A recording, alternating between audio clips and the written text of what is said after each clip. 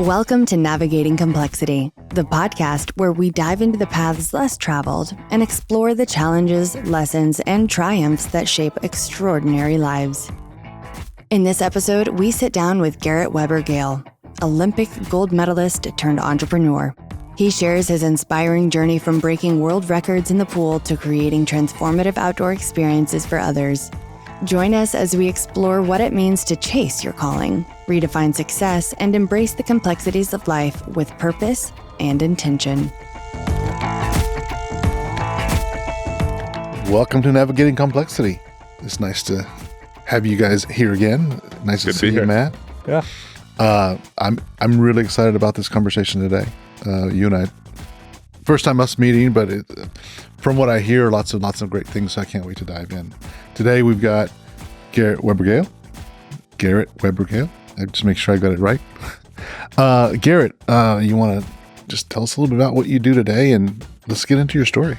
Yeah. So, oh my gosh, what do I do today? That's kind of it's deceptively hard. Yeah, right? That's a hard question to answer. I'm still trying to find out the great, description of that. I think the closest I've gotten professionally is I create great experiences for people in the outdoors. We have a business called Discover Term. We have awesome experience for 6th through 12th graders in Colorado and Costa Rica. And then we have a business, Gather Campground, where we have a luxury RV resort. We give people really great experiences north of Austin. And so those are the two professional things that I do. And, alongside that, try and just stay primed up physically, training in the morning, and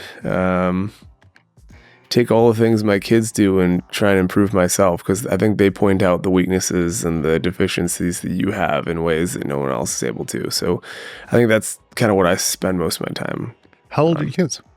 3 and 7. Okay, cool. Yeah. Well, I was just going to say, that's so funny that you said that, because I think that nothing wrings waste out of your life like children. And it is funny how much of my time gets directed at like being a better person because there's such a good foil or mirror, right? Yeah. Yeah. I've got to be a good example. Yeah. Or like my daughter and I do Kung Fu together, right? Yeah. And like the stuff that's hard for me is not hard for her, vice versa. And so it's sort of, I don't know. Yeah. When you said that, I was like, man, I actually probably do spend a lot of hours a week trying to adjust to those experiences. How old are you? I've an 8-year-old and a 9-month-old. Okay. Mine's 21. So I've been through some of these not challenges, but just kind of growth areas that you guys. Yeah. But it doesn't change. You just keep growing with it, and you keep parenting, and you keep looking at trying to well, at least, I try to focus on being a better parent the entire time. And sometimes, it's that I need you now kind of thing. And you're in the middle of like work and someone's talking to you here, and like, I've got to finish this up. And then you feel like oh man, I should have paid closer attention. So you're always thinking about how to be a better dad. And so it's cool though. It's cool stuff though. So, but you're right. It's that reflection. Like, I want to make sure that I'm there, I'm present, because these are the moments when they're asking, you've got to be there. Yeah. So really cool. But to pull some threads on some of the things that you're doing, I really love this outdoor experience. Like, one of the biggest things, let's just talk about before we kind of go into what you're doing today, but also gold medal swimmer. Like, yes, you're like, yeah, no big deal. But that was definitely a big part of my life for a long time. Swam at the University of Texas, originally from Wisconsin, but competed and trained there for 10 years, and won 2 gold medals at the Olympics in 2008, and went to 5 world championships, won a bunch of gold, silver, bronze medals there, broke 4 world records, 8 American records, and that was a really formative experience for me, and has definitely shaped a lot of the ways that I am now, for good and for bad. That's what I was curious about, because as we were talking about, and we'll get into some of the things that you're doing today, I was curious first, like, what drove you to go into that as that's a pretty lofty, like, I just want to not only swim, but I want to go compete. Like, what was that like for you? Like, was there a You certain don't really thing? choose it. It just kind of chooses you, frankly. Okay. I mean, and our coach at Texas often says, swimming is something that chooses you. I think that's the case for most sports. And you just kind of have an intuitive sense of like, do I have a knack for something naturally or not? Mhm. And I did a bunch of different sports, tons of different activities and camps when I was a kid. And I was a good golfer, and I ran cross country and I downhill skied and all those things. But when I got in the water, there was just something that I just understood about how to move through the water. I think sailing is probably a great example. Like some people I've been with, they just intuitively, when I was on a racing team when I was a kid, like some people just understood where the wind was, how it was coming, how to adjust the sails, what tacks to take. Like they just had an intuitive sense. Yeah, they were teaching us as instructors, but they just had a, innate sense. And I don't know what it is, but I think we all have that in different ways. And I had that, initial bug for going to the Olympics because it was a really cool expression of, pursuing your best self. And it was first Olympic dream to be a downhill skier, but then realized grew up in Wisconsin, didn't really provide the environment for that type of scale mountain. But we were swimming and I saw the 96 Olympics on TV, and that was just such a cool thing to witness these people pursuing their best, the best in the world, representing their countries. And that's what I really clung on to. And it was a long journey from the time I was, I guess I got that dream when I was 9 and, achieved it when I was 22. Wow. Yeah. Really cool. Yeah, I was just like, as soon as I saw that, I was like, because everyone loves the Olympics. You like watching it, that kind of stuff. I just never thought to myself, I never had the bug to be like, I want to be that. I just like, I admire that. But, so it's always curious to like figure out what that looks like. And I love the way you put that together. Is like, it just chooses you and just go, lots and lots of work. But it sounds like also you just that innate understanding of that. Yeah. And then I love how you said that kind of changes you for good or bad going forward. So I'd love to learn more about the good and the bad. Yeah, I mean, you use the word work in there, and I would say like so much of the early experience of getting better at something towards the Olympics, it doesn't feel like work because you're with your friends, you're on teams, whatever it is. You're getting better fast. Like the learning curve is so exciting. Yeah. And that feels good. And I would say the bad part is when you go to that level, what it feels like to do something you really love, that you have a propensity to be good at. And while there's effort that exerted, it's not, I would say, work.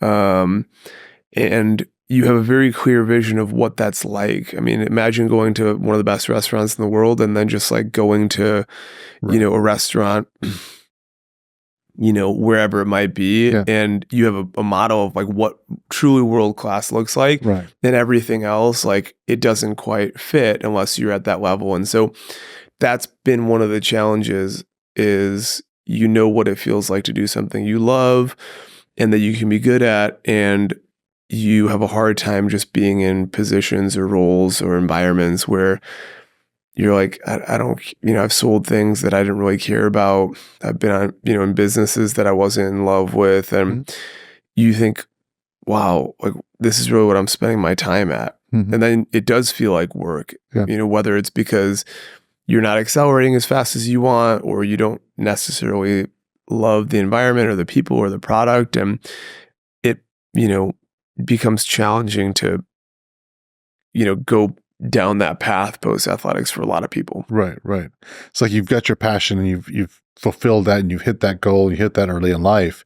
And then everything else is like, okay, how do I try to match that experience? And it's tougher to do that. And that fits as we were chatting about this episode and the theme of the podcast, Navigating Complexity. Everybody's got various challenges in their life. I mean, life is complex and we've always have, you always have that why choice, go this way or go that way. And everybody's, and that's what makes life complex. And so it's really interesting to hear various people's paths. And in your situation, like you've got a clearly different path that you took and it that I'd say I don't know what the percentage is, but I'd say 1% of people actually go do that, maybe even less. Yep. And so it's interesting to hear your perspective on achieving those goals so early in life, and then trying to like measure everything else up against that. Well, that's what it sounds like. You know, though, what I think is actually even more rare, though, is you knew that you were being chosen there, right? Yeah. And I think that's happened to you other places. And like, so we met when we were working, or not met, but shortly after we started working at Acton together when you were the CEO. Yeah. And one of the things we were trying to help the students with was there were some people that did feel called, right? They heard it, they knew what they were doing. Yeah. That was not the norm, right? Yeah. And so this like ability or capacity to be attuned to what's calling you. Yeah. I'm curious if you could say a little bit more about that, right? Because that hasn't changed, at least from my observations. Yeah. Oh my gosh, that's great to hear on the outside. I know. I'm sure it doesn't feel that way. But. Yeah. I mean, I have often a sense of like, what's the next thing I should be doing? You know, like, but what else could I be doing? And when I was swimming in my prime, you know, best times, that never came up, you know, like I was like, this is what I'm supposed to be doing. And, you know, I'm Jewish, not to go into religion too much, but, you know, there's this idea of tikkun olam, repair the world. Everyone has a purpose for being here. And there's this prayer a lot of Jews say in the morning, modani, which is like, your faithfulness is great. Like, wow, I got another day to do something important here, you know, that I was, you know, chosen to do. And in a lot of ways, like swimming, I think it was mine to do. There was something that was calling me to do what I did and be in that environment, and whatever contribution I made to the world or other people I was with in those environments, like I was supposed to be there. And I think you could say that for, you know, certain people. What's the guy who's doing Community First Village? Alan Graham. You know, it's like he's probably like just that's what he's supposed to be doing. Like, could many people have pulled what he's pulled off? Probably not. And when I've met with him, it's like he seems 100% content about what he's doing, and like he has a strong faith that like this is what I'm supposed to be doing, and he feels called to it. And I think the challenging part is when you feel like you're not called to what you're doing, but you're still doing it. And I just kind of have told myself, like, I'm still on the path to like finding that next thing. And whatever I'm doing now is helping me learn the skills and the patience and the rigor to get to that next thing, which is like my calling. And it took me 10 years to really define that swimming was that thing. You know, I didn't start swimming full time until I was 14 years old. And I was on my first team when I was 4 years old. Right. And so I know there's kind of a weaving path to finding that thing. And since I've known you, like, how many things have I done? Like, I came out of Acton, I worked on Athletic Foodie, I worked on, the Acton MBA program, I worked on, real estate project and, affordable housing. I worked at selling HR software. One Life Ventures. Yeah, One Life Ventures. I've discovered term, I've, done gather campgrounds. Like, there have been so many things that I've tried, most of which have not met my expectations of level of success. Outwardly, it seems like, oh, those have worked well. And to some degrees they have. But I'm still kind of always striving for like, what's the highest and best use of myself? So I was curious about this too. So I'm wired up in similar ways with very different skills or talents. And there's a cost to that. Right? Like there's, at least what I've noticed is, there are other parts of my life that are going to get short shrift, which is sort of odd, right? If I'm trying to be the best version of myself. But have you found that to be true, or there's sort of hard decisions to make when you're on that pursuit? Like, what should you discard? Yeah. What should you discard, or like, what's the impact on family, totally, people around you? Yeah. Yeah. I would say you definitely have an impact. And in some ways, it's negative impact. Yeah, that's how I feel. I mean, when I graduated Acton in 2014, I was still maybe thinking about going to the 2016 Olympics. And physically, I, definitely think I could have done it. And it really hit me in Acton in the Life of Meaning course. Like, it's a very self-focused pursuit. Your whole community environment, everyone is focused around, your singular goal. I think that's frankly the case for most things we do at a super high level. Your life is focused around that thing. You say no to most things, whether that's good for the people around you or bad for the people and things around you. I mean, there's certainly a cost to me having tried a bunch of things. Like in some ways, I feel like I've been behind other people. Like if I had, graduated college, when I was 21 and just been pursuing something like I know other people have, like I'd be 18 years into something, like I stopped training and competing when I was 30. So then like I felt 9 years behind some of what other people have done. And others are like, well, but you went to the Olympics, you did all these things. Like no one has those experiences. You traveled the world. It's like, yeah, I did. And now that's kind of put to bed. That was your cost. Yeah. I mean, and that was an amazing experience and I loved it. And then, there's the next thing. And, I mean, there's always a cost. Like I felt the cost a lot with Gather Campground. Like I've, been up there a lot and I'm actually up there a lot less now, but it's 50 minutes away. So when I get home, I get home at 7 and I miss picking up Gideon from school and Audi from school. And, I've worked 1 day a weekend, for the entire year. And so like there are costs to that, but like that was the cost to get that thing to be where it is today. And that was valuable. It's worth it. But I've definitely felt the pain of not being with them. Yeah. Do you see a thread? So I totally understand and get what you're saying as far as, and I love that you've got the mentality of like, I'm just going to be patient because I know that my next calling is going to show up. I just don't know what it is like. I didn't have that foresight as I was finding my calling. I feel like I'm in it now and I know what it is. And you're right. It took a decade of this and a decade of that, and it took all of these things to come together to like, I know what I need to be doing. But I didn't know. I didn't have the foresight. What you just said, which is like, it'll happen. I was just kind of going and doing my thing, and I would do as much as I wanted to. And then it's like it doesn't feel good anymore. I'm gonna shift gears. I'm just kind of bored. I need to move on. And then it's not until I got to a certain point, much older. You said you were 40. I'm 51. I was able to look back and say, oh, I see a thread in all the things that I've done to lead me to this point. Yeah. Do you see a thread like that in all the things you mentioned, all the things that you'd done? Do you see a thread?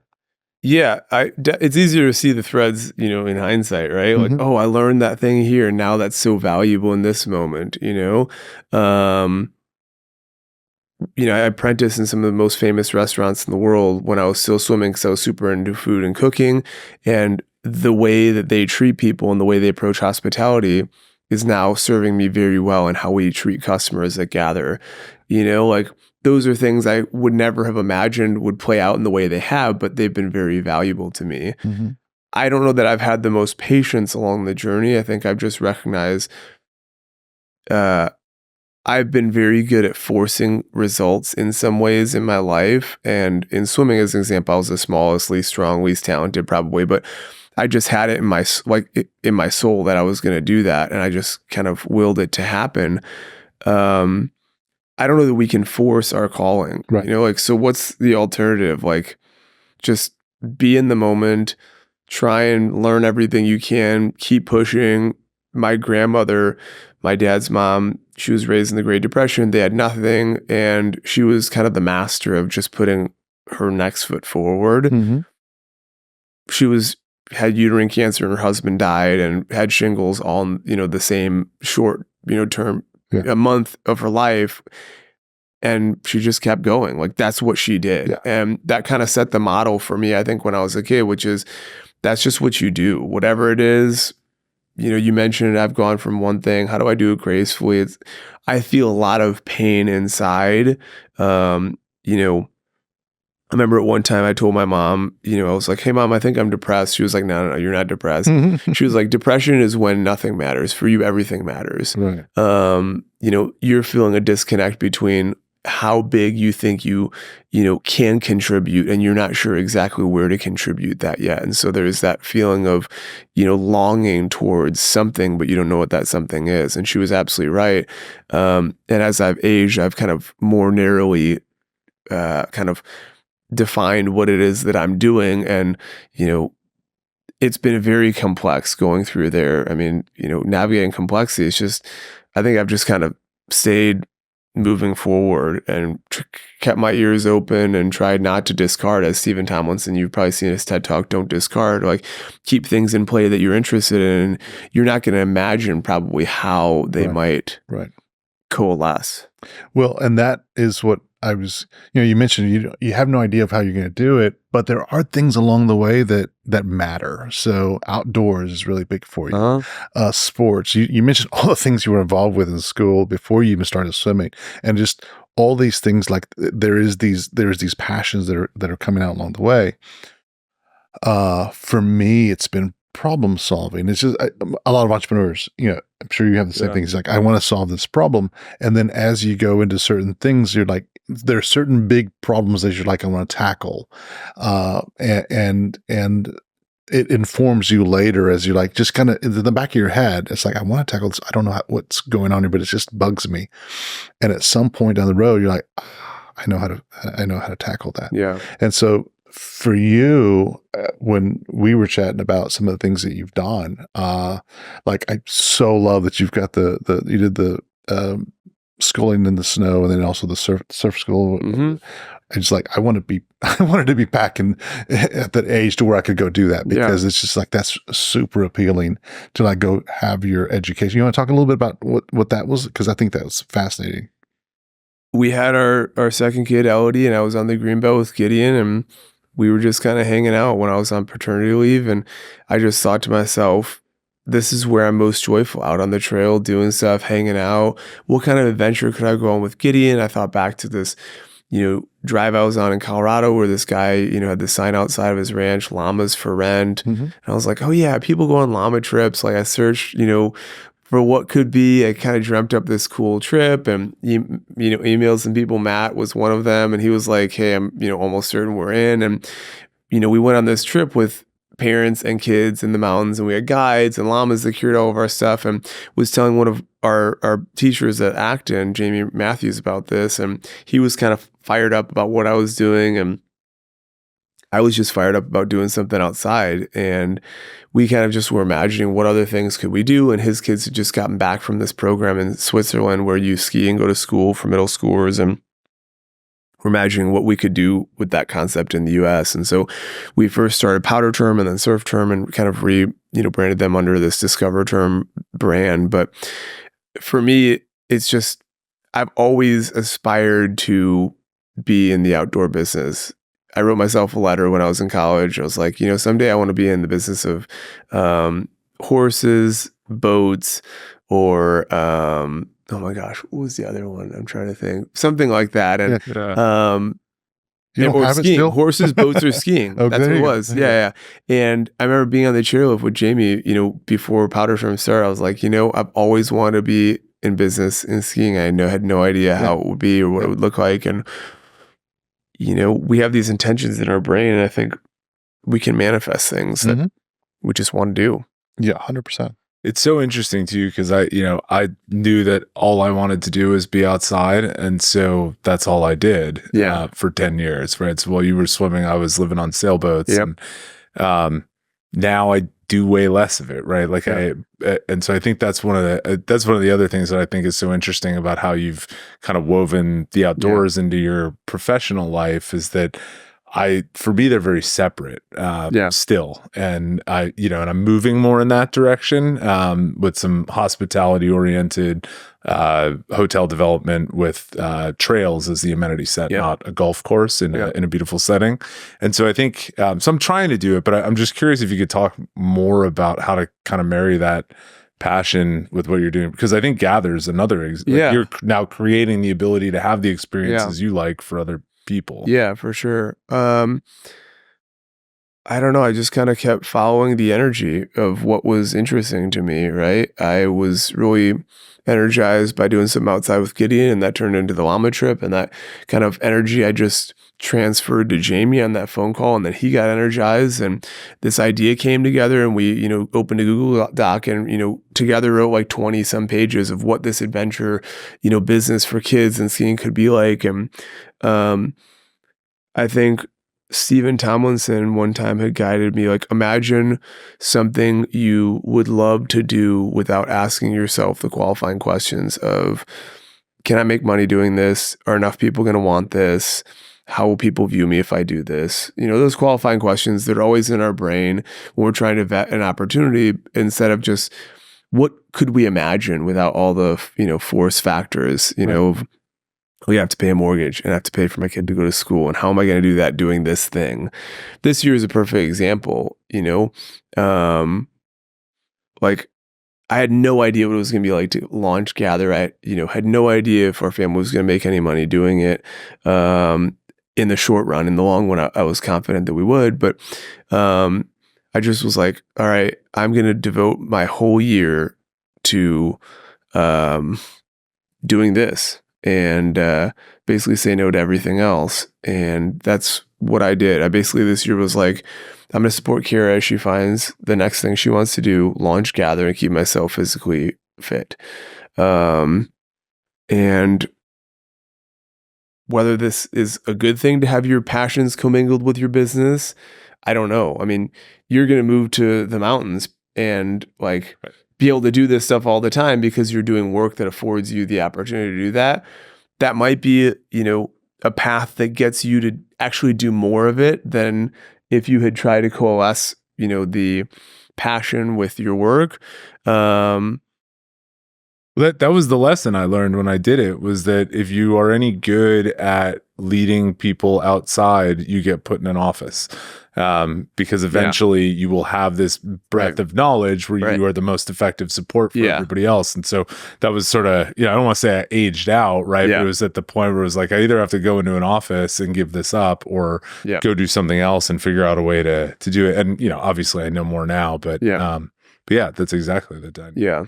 I think it's really interesting how you put that in the questions that you have. And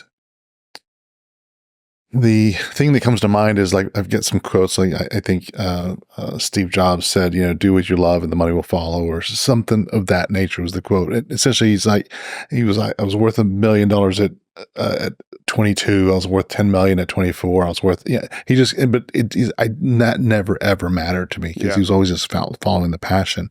And so what I'm hearing you and the things that you're talking about is you're like, I'm just going all in. I'm going to do this. And I love that because one of the things I heard in what you said earlier is, and you said Steve Tomlinson said that what if these things you weren't thinking about? And I love that because in so many conversations I've had with young entrepreneurs, they limit themselves with these three things, the things that you mentioned, because it's like, oh, I just won't do it because I don't have an answer today. And sometimes that answer doesn't happen today. Right.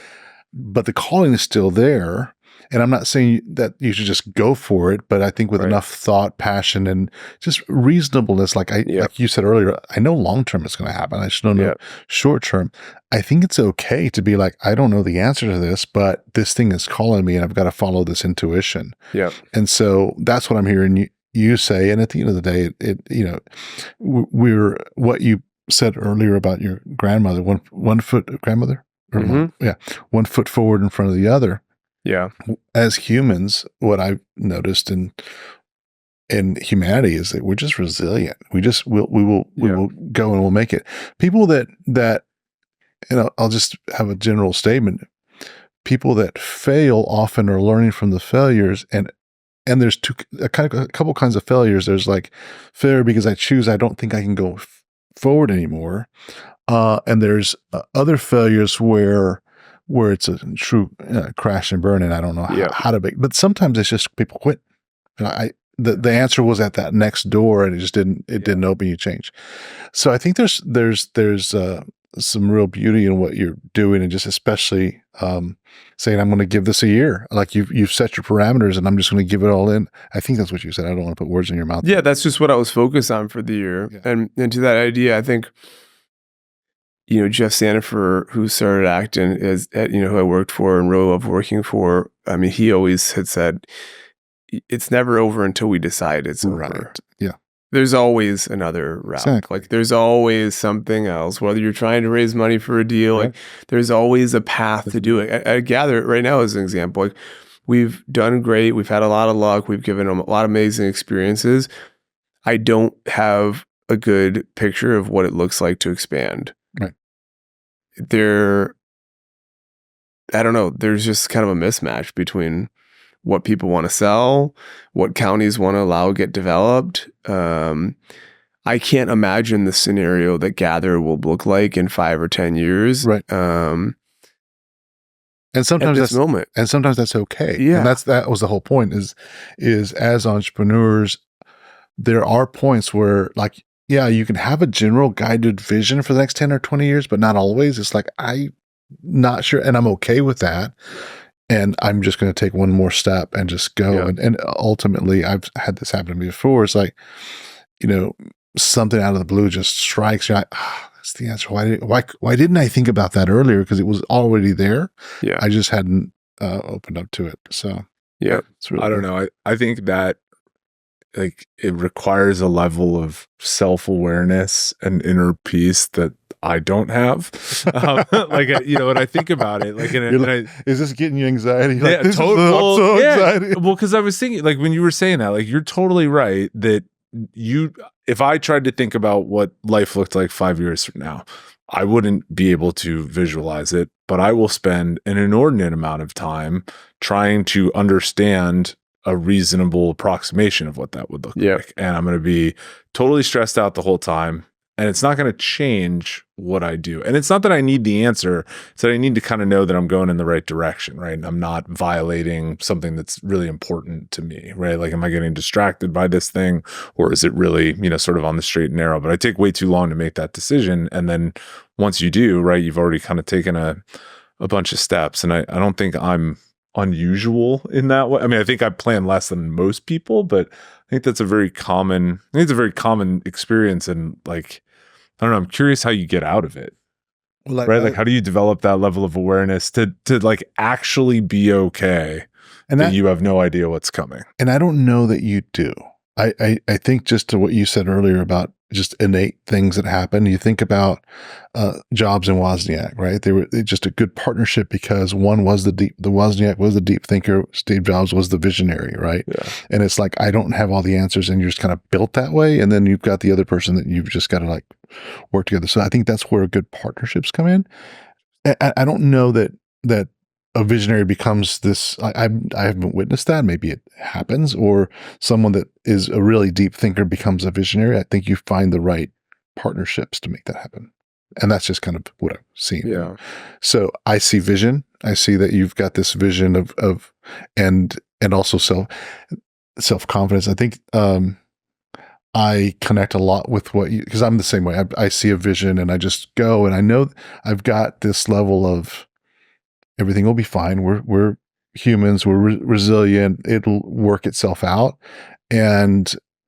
But it's also because of experience. I couldn't have done this 20 years ago. I didn't have that mindset 20 years ago because I didn't have enough failures, experience, all kind of seeing how things have turned out. You have to have enough of those to be like, I'm comfortable with knowing that it'll be okay. So. Yeah, also staying in the present. When I've gotten emotionally spun up, it's mostly I have an imagined vision of what I think the future is going to be like based on my desires. And when the present moment feels like it's misaligned with that, I can get emotionally spun up. And this is something that a great friend of mine, who's 78, has a lot more experience than I do, had mentioned to me and articulates, like, it seems like you're getting yourself out of presence. And when I emotionally get spun up, that is exactly what's happening. Yeah. Right. And then I can try and get back in present and be like, wow, oh my gosh, I'm here with the kids.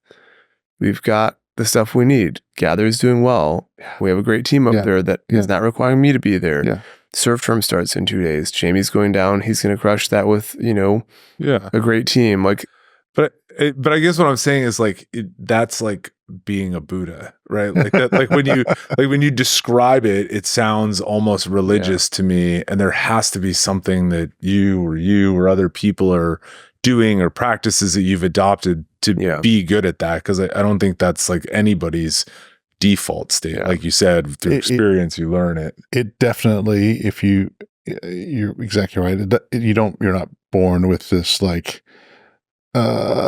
everything's going to be okay. You've got to go through certain stages. I mean, at least that's what has happened for me. But I love I do the same things. Like if I get too spun up on things, I have to and you hear these sayings and you've heard them probably throughout your life, and they mean different things as the older you get. Yeah. So like light touch, let go of the wheel. You hear about all these things and you're like, what does that mean when you're younger? As you go through life and what you're saying is exactly the same. Having gratitude, being grateful for the day and being present for the day, and everything else will take care of itself. And there's a lot of, there's even biblical sayings or in various religious sayings that have a lot of this wisdom in it. And when you go back, when you're reading it as a kid, you're like, I don't know what that means. But then the older you get, you're like, oh, that means something different to me now because I've experienced it. So yeah. The ultra marathon, you've done it. Yeah. I mean, the key for me in doing it was just, this is where I'm at. I don't know how much longer there is to go, but I know that I'm getting there. Yeah. The mountain run that I did last year, I mean, I just wanted to be joyful that whole time. And even when it got super painful at the end there, I just looked around. Oh my gosh, this is what I'm here. Yeah. This is so cool. Yeah. And you see the mile markers, right? But how could I just try and enjoy the experience? And I'm never going through a launch of a place like we did with Gather. Like that's never going to happen in the same way again. I try to just really enjoy and revel that experience. And now we look back and I remember being there on a Saturday with 3 RVs there and thinking to myself, how are we ever going to fill this place? I can't imagine a way that this is going to work. And on our 4-month anniversary, we hit 100% occupancy. And we've gone up and down. And, there are groups that come in and we've had our challenges, this, that, and the other. But, I just try and ask myself, like, what should I do? And a lot of times I don't even know what to do. And I try and get around people who do. I mean, you're a perfect example. You've bought a lot of stuff. You've bought a lot more, properties than I have. I try and, ask you questions. How do you do it? Who should I talk to? You introduced me to Christiana. I mean, there are just a million different, resources I feel like we have available to us more now than ever. What does success mean to you though? I mean, because it's like I'm bringing that question from a space of you. We started the podcast with, you hit this at 22, and everything else hasn't really filled that void. But you're still living life in this way that is like, I'm going to give this year to this. Yeah, is that success? Because I mean, living in the day sounds like success to you. Yeah. Success would be finishing something and knowing that I gave everything I could to it. And I'm one of the very few people who probably ever finish a sporting career and look back and be like, that was literally the perfect career. Yes. And I tried for 3 Olympics. I made it once. I missed it twice. I had injuries. I disqualified relays at the biggest stage, whatever it was. Like I got to experience the full spectrum of emotions and experiences for good and for bad. And that was perfect. And there's no stone that I didn't overturn on that journey. Right. And that was success to me. So and leaving it all on the table. Just leaving it all on the table. When I found this therapist a year and a half ago that my good friend Tony put me on to, the first conversation we started having was, I'm really afraid I'm not going to maximize my one life. And his first comment was, move to India. They believe in reincarnation. You'll get 7 more. And there's always a way around. That was a great way, it started the conversation. There's always another way. Yeah, exactly. There's always another way. But I think that's like success to me, is just, did I give everything I could have to that thing, regardless of the outcome, right? Like that year in 2012 when I missed the Olympic team, I wasn't even upset in the way that I was when I missed it in 2004, because I gave everything. I went even harder in the weight room that I did that year. And that's why I didn't make it. I didn't have enough time to recover all the muscle that I've been. Like, I didn't have any regrets. Like, it was still a successful season, even though I didn't go my best times, even though I didn't make the Olympic team, because like I had given everything I possibly could have to that thing. So that's how I approach success. And I'm very confident that we all have a very good metric in our own heart. Like, did I give myself to that or not? Right. And it's being that best self we talked about. Yeah. But it's that measuring stick every single day. So I think that goes back to what you were saying. It's like, why worry about 5 years from now? If I'm giving my best today, I'm doing the math that's going to equate to whatever that looks like. But I don't get jaded. I still worry, like, but in 5 years, am I still going to have a house next to Matt in Colorado? You know, like, is it still going to yield this result? Yeah. You know, like, I mean, there's still those times I get spun up. Like, when I go to sleep at night, I know at the end of my life, something I'm very cognizant about is I want to look back on my life and be like, you know what? You gave everything you possibly could have that year launching Gather. Right. You gave everything you could have to X, Y, and Z. Those are the things that I know I will regret if I didn't do. It's funny too, when you gave me a t-shirt when you were at Acton and it said, how you do anything is how you do everything. Yeah. And I love that. I hadn't heard it Great before. Shirt. Yeah. And it's, I don't know. Just hearing you say that, right? And like that's sort of that like presentist practice, I think, right? Like if you are present in that way to everything. And I do very much agree with the no regrets, right? Like that's probably the only thing I'm actually afraid of is that I could judge myself anything less than an A+ for the amount of intentionality and effort I put into it, right? And like even if it's a failure, because there have been some and there will be more, right? Like it's like the only thing you can control, I guess, is maybe how I think about it. Yeah. I mean, your effort, we talk about in our house with our kids, like we can control our attitude and our effort. Mm-hmm. Those are the two things we can control. Whatever you go and do, those two things you can bring to the table. I don't know if you're going to be able to win. I don't know if you're going to be able to, you know, I remember going to breakfast with a friend of mine I trained with at Texas. He was 2-time Olympian. And I was like, oh, what do you think the guys at Stanford are doing? How are they training? He was like, dude, don't worry about any of that. We can control what we're doing at Texas. When we go to the Olympic trials, we got our lane. I mean, even when there's competition, heavy competition in something, we still have our own lane. I mean, people can only mess with us to a certain extent. And whatever the outcome is, some of it's we can control, some of it just like the environment around us. We can't control, but we can definitely look back with regrets if we didn't give it all, put ourselves towards it. You know, one of the other things too that you're making me think about is swimming or a lot of sports are very like winner take all or no sum. And most of the stuff that we all do in real life and that we have to navigate are, you know, they have the outcome can be 1 + 1 = 3 or 4 or 5, right? So I'm curious how you've sort of navigated that change. Yeah, it's a great question. That's one of the most challenging things of finishing sports. It is a zero-sum game and life is an infinite game. Yeah. There's a house for everyone to buy one in Windsor Park, you know? I think you get the concept. Like, there's always going to be a house on the market. If you want to live in Windsor Park, there's a place to buy. You know, there's always going to be an opportunity to start a real estate, you know, fund. How successful you're going to be, I don't know what it is. But yeah, there's only one Olympic gold medalist in a sport. There's only one NBA champion that year. And that, I would say, is something I want to try and keep my kids from. I am not certain whether I would want my kids to go down my path or not. I would say more times than not, I would choose for them not to go and become an Olympic gold medalist. And I would say that is probably the number one reason why, because you're naturally going down a path where you're pitting yourself against other people. And I think it makes you a competitor instead of a contributor. And I think there's a lot more that we can do as an infinite game mentality.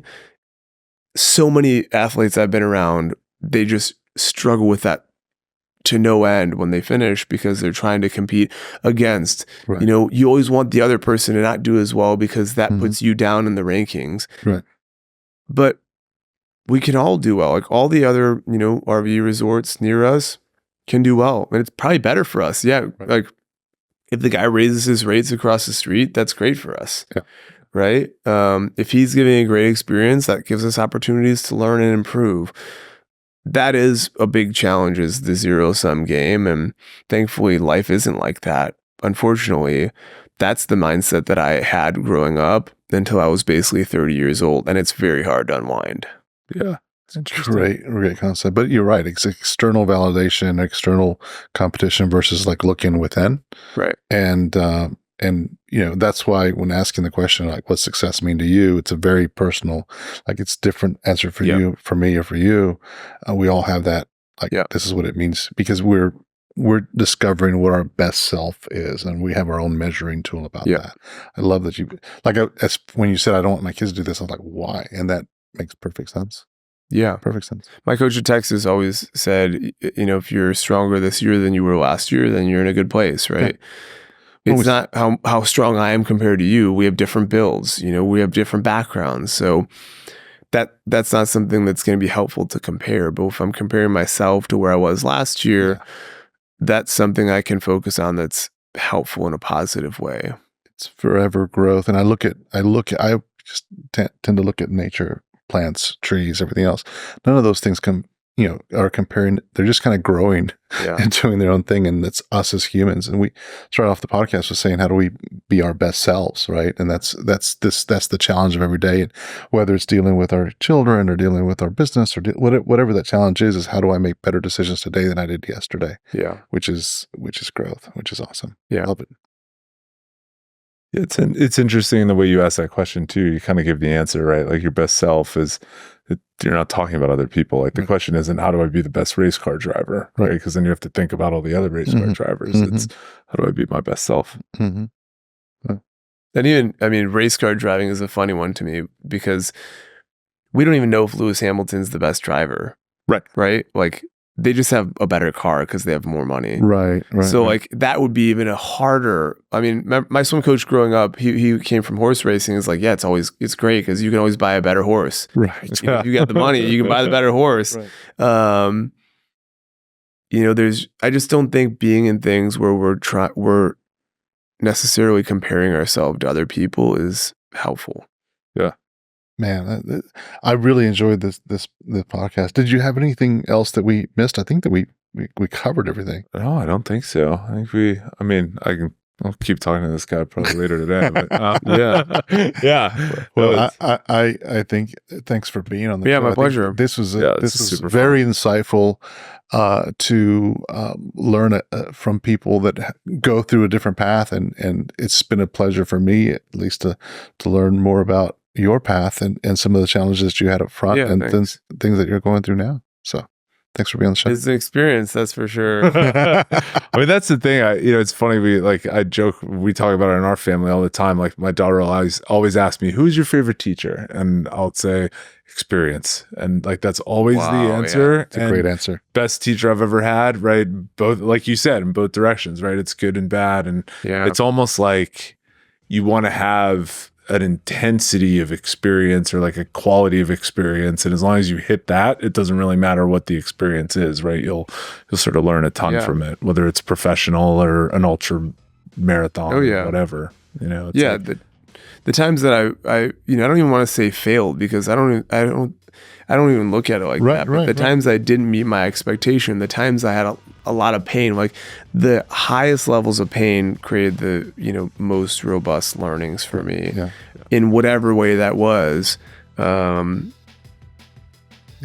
are the types of things I want to try and make sure my kids get exposed to. How can I get them in positions where I don't want to artificially hurt them, but I do want to get them in experiences where they're really challenged and they have to work and they have to feel all the spectrum of emotions. Yeah. We'll have to take away the llamas on the next show. Yeah, exactly. You're back. Thanks again for being on the show. Yeah, appreciate it. Thanks. Thanks for joining us on this episode of Navigating Complexity. We hope Garrett's story left you inspired to pursue your own passions and embrace life's challenges with an open mind and heart. If you enjoyed this conversation, please subscribe and leave us a review, and share this episode with someone who may enjoy it. See you on the next episode of Navigating Complexity. Remember, the journey is as important as the destination.